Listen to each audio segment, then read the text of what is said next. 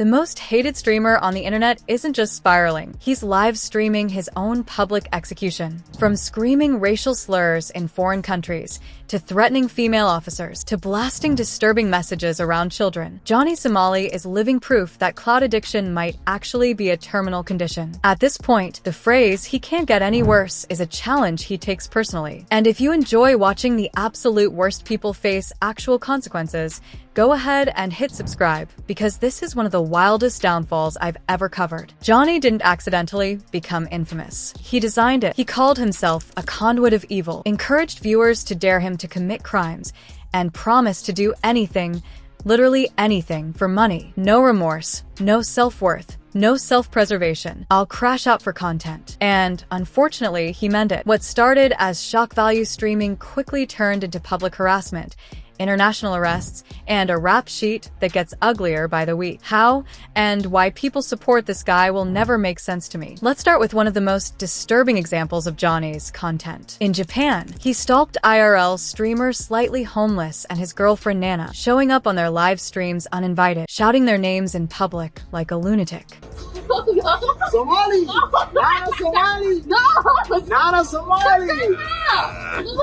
Go away, go away. I think it's too late. I didn't do nothing. I didn't do nothing. You're just following me. I gotta go. I gotta go. I gotta go. I gotta go, dude.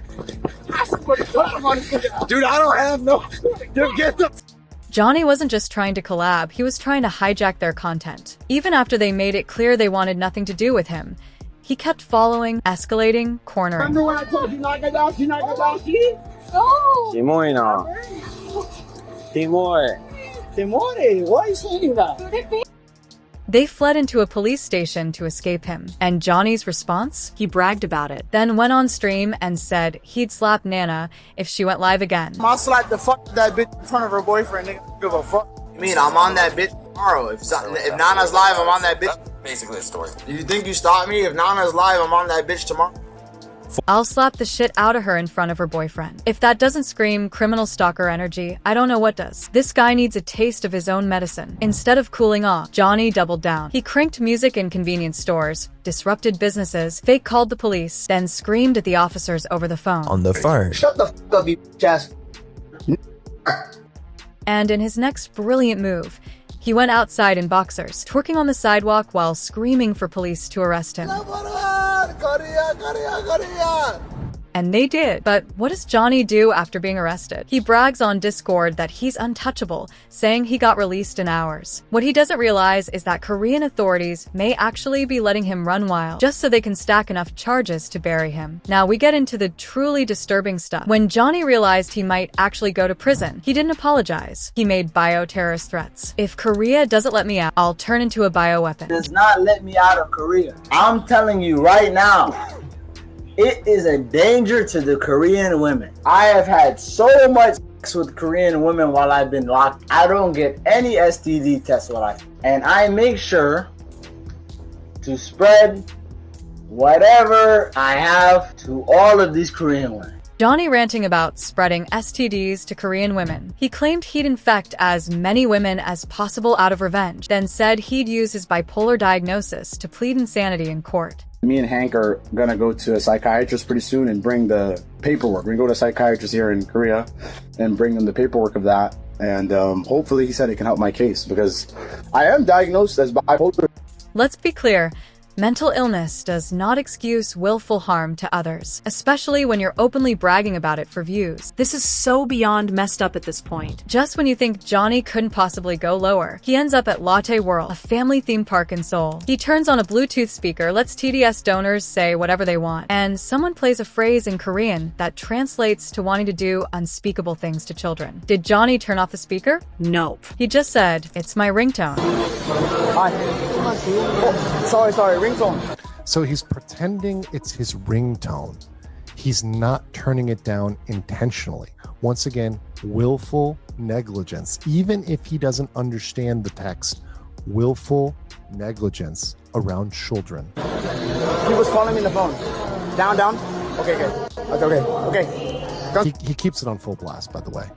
Even when park staff begged him to stop, he refused. He may try to argue, "I don't speak Korean," but refusing to stop after being told, that's willful negligence. If convicted, this alone could add 10 years to his sentence. Johnny's second trial was scheduled for May 16th, and like clockwork, he showed up late again. But this time, something was different. He didn't have a smile on his face. Why? Because now he's staring down the barrel of 36 years in a Korean prison. Before the trial, Johnny actually planned to dress like Kanye in a black KKK robe. He even ordered one custom-made, but at the last second, he didn't wear it. Even Johnny knew that showing up in racist cosplay might be the final nail in his coffin. Johnny's entire existence revolved around streaming and online attention. Now? Kick banned him for life. Ice Poseidon refused to help him. His own father said, "I'm ashamed to be your dad." Hank, his last ally, is broke and begging for donations. His parents threatened to cut Hank off too. My family, I'm not gonna lie, like I told you, my family disowned me.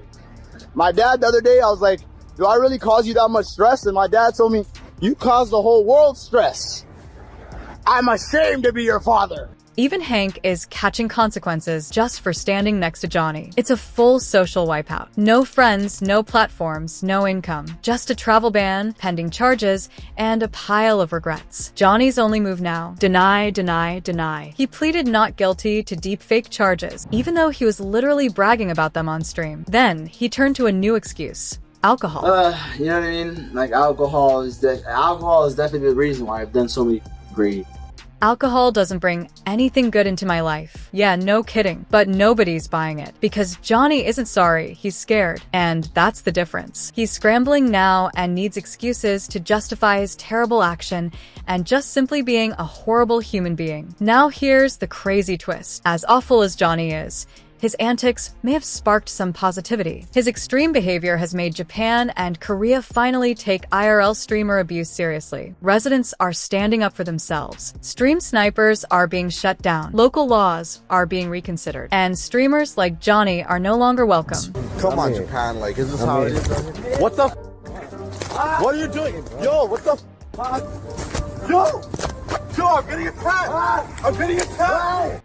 Not saying violence is the answer, but something had to change. It took one of the worst streamers alive to make it happen. But maybe, just maybe, his downfall will create an environment and mindset shift which has zero tolerance for stupidity and criminal behavior that had been taking place. Johnny's next trial is scheduled for August, and Korean prosecutors are ready to end this saga. After months of arrests, harassment, and viral clips, they've had enough. Because if they let Johnny go with just a fine or a short sentence, it sends the message that foreigners can come to your country, live stream abuse, and walk free. This trial isn't just about Johnny anymore. It's about setting a precedent. And by the looks of it, he's about to become an example. If you want to see how this ends, trust me, it's going to be a mess. Make sure you like, comment, and subscribe, because the downfall of Johnny Somali, it's not over yet.